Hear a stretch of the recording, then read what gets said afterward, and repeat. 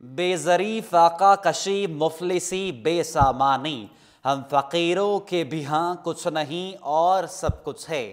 یہ تصاویر دیکھ کر آپ کو لگ رہا ہوگا کہ ہم آپ کو کسی خانہ بدوش کی تصاویر دکھا رہے ہیں، لیکن حقیقت میں یہ ایک انتہائی قابل شخص ہیں جنہیں معاشرے میں مصنف اور دانشور کا درجہ بھی حاصل ہے۔ حالات کی تنگ دستی اور مشکلات نے انہیں ایک دماغی طور پر مفلوج انسان بنا کر رکھ دیا ہے۔ ویسے بھی ہمارے دیس کا رواج تو یہ ہے کہ ایک جعلی ڈگری والا اقتدار کے ایوانوں میں بیٹھ سکتا ہے، اپنی مرضی کے فیصلے صادر کر سکتا ہے، بڑی بڑی پالیسیاں بنا سکتا ہے، مگر بعض اوقات ایک پڑھے لکھے اور قابل شخص کو باوقار روزگار بھی میسر نہیں ہوتا۔ آسائشیں اور سہولیات تو دور کی بات ہے۔ آپ کو یہ جان کر حیرت ہوگی کہ مشتاق کاملانی نے گریجویشن کر رکھی ہے اور ان کو ایک نہیں بلکہ متعدد زبانوں پر عبور حاصل ہے۔ ایک غریب کے لیے غربت یہ ہے کہ اس کو دن میں ایک وقت کا کھانا بھی مشکل سے میسر آتا ہے، دوائی اور دیگر سہولیات تو دور کی بات ہے۔ مشتاق کاملانی کی اس وقت یہی صورتحال ہے کہ ان کو ایک وقت کا کھانا بھی مشکل سے ہی دستیاب ہوتا ہے۔ مشتاق کاملانی ایک ٹوٹے پھوٹے خستہ حال گھر میں رہتے ہیں جس کا دروازہ ہر وقت کھلا رہتا ہے۔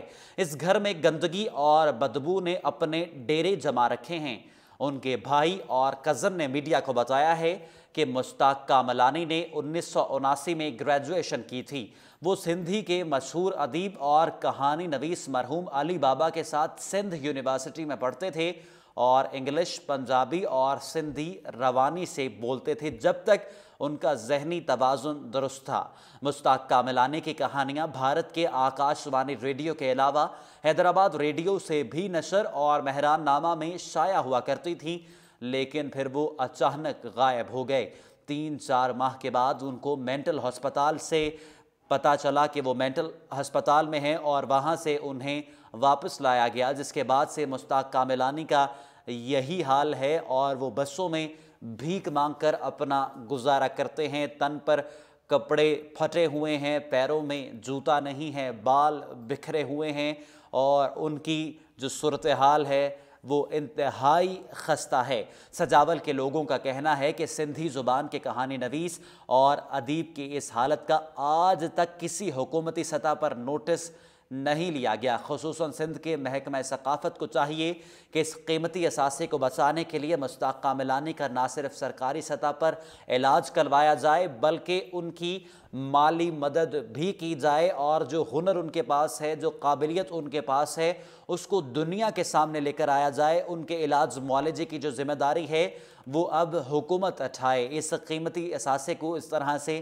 ضائع نہ کیا جائے۔ مشتاق کاملانی کی حالت زار کے حوالے سے اس وقت سوشل میڈیا پر بڑی بحث چل رہی ہے اور اس بحث چلنے کے بعد سندھ کے صوبائی وزیر ثقافت سید سردار شاہ نے نوٹس لے کر ان کے علاج کروانے کا اعلان کر دیا ہے۔ ان کا علاج سرکاری خرچے پر کراچی کے نجی ہسپتال میں کرایا جائے گا، مگر یہ سب کچھ تب ہوا جب سوشل میڈیا پر خبر چلی، لوگوں نے اس پر تبصرے کیے، ہم نے بھی بات کی اور آپ نے بھی اس پر ٹویٹر پر اور فیس بک پر اپنی رائے کا اظہار کیا اور یہ آواز بلند کی کہ مشتاق کاملانی کو سرکاری سطح پر علاج مہیا کیا جائے، ان کو جو سہولیات دی جانی چاہیے وہ ان کو حکومتی لیول پر دی جائے۔ پھر جا کر کہیں پر نوٹس لیا گیا اور سندھ کے صوبائی وزیر ثقافت نے اس بات کا اعلان کیا کہ ان کا علاج کروایا جائے گا، مگر اس سے پہلے کئی سالوں تک ہمارے قومی اثاثہ، ہمارے ایک قابل مصنف اور دانشور جن کا نام مشتاق کاملانی ہے، وہ سڑکوں کی